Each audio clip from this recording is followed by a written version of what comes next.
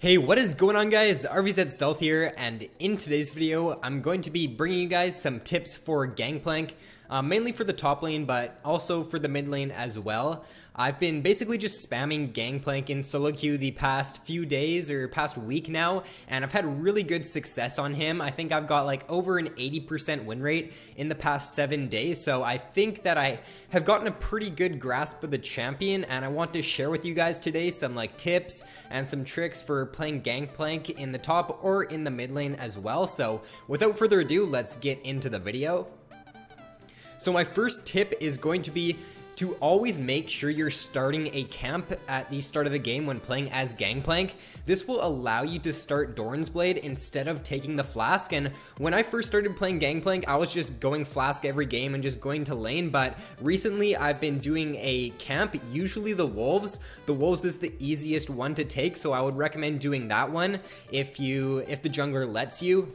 If he doesn't let you take Wolves, then take Wraiths or take the Raptors, but start your kegs at level 1 because then it will get you the AoE damage on the camps, and then you can get that Doran's Blade at the start of the game if you do take a camp, and then go back, grab a couple pots, grab, I think you can grab 5 health pots and grab like 1 or 2 mana pots, and then just TP to lane and you'll be level 2, and you'll also have the Doran's Blade and great sustain for the laning phase as well.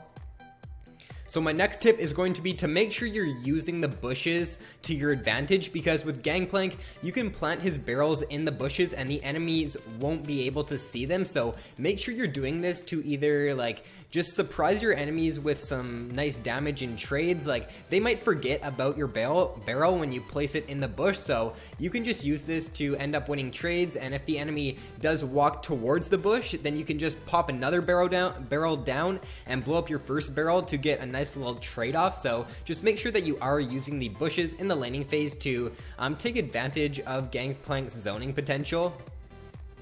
My next tip is going to be to make sure that you are using your barrels to zone the enemy from CS. So you can do this, you can like plant the barrel in your minion wave, and if the enemy does come forward, what you can do is you can pop another barrel down and blow up the first barrel to win that trade. Or you can also, if you don't have another barrel off cooldown, then if they do try to move forward to blow it up, if you do have quick reaction timing, then you can blow that barrel up with your Q and win a nice little trade there as well. So just make sure you are planting your barrels in front of you.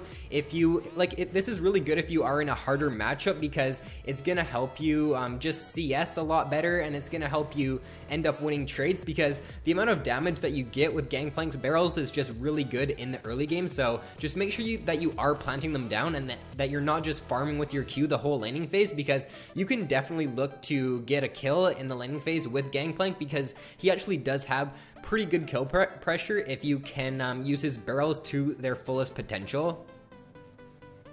My fourth tip is going to be to make sure you are planting a barrel behind you if you're pushing out in the laning phase, because if you didn't know, when you blow up a barrel, it gives you a 30% movement speed for 1 or 2 seconds, I'm pretty sure.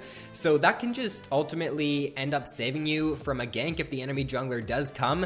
I would obviously recommend warding if you are pushing out in the laning phase, but if you aren't warding, definitely look to plant a barrel behind you, because it can save you in certain situations due to the movement speed that it does give you when you blow it up.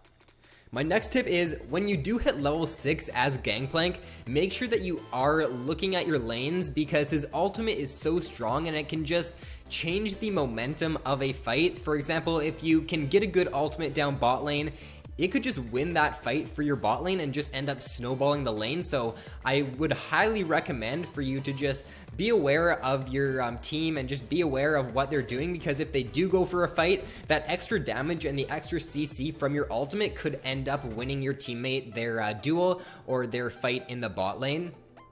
And my last tip is a little bit trickier to pull off, but if you do get used to it, it can be really useful in the laning phase for winning you duels or for just winning you all in. So it's going to be when your passive's up and you auto attack your opponent, if you blow up the barrel right after you use your true damage passive on the opponent with your auto attack, it will refresh your passive, so you can get 2 true damage auto attacks off in a matter of seconds if you do this.